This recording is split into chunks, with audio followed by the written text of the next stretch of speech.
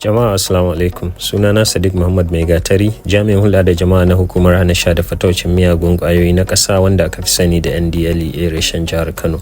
Kamar yadda kuke gani, wannan abu ba cookies bane, wannan abu ba alawar yara bace, ba kuma wani abu bane wanda al'umma suke amfani da shi yau da gobe.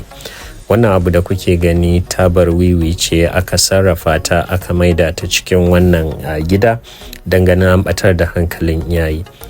Abin da iyaye da makusanta za su lura shine daga ƙasan wannan gida na wannan taba akwai hoton wata fulawa mai yatsu 5. Wannan fulawa da kuke gani to ganyen tabar wiwi kenan. Sannan daga gefe akwai inda zaka ga an rubuta cannabis flower. To babu shakka kaga kenan ana maganan fulawan tabar wiwi. Da muna kira da jan hankali ga iyaye cewa su lura ga 'ya'yayansu da irin abubuwan da suke shigowa da shi gida ko ta hanyar ƙawaye ko ta hanyar abokai.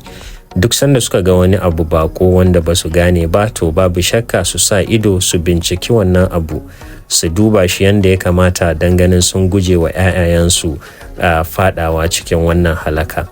Waɗannan miyagun mutane sukan bi hanyoyi da dama don ganin sun cewa sun ɓatar da hankalin iyaye ta yanda ba za su gane ko kuma fahimci wani hali 'ya'yayansu suke ciki ba.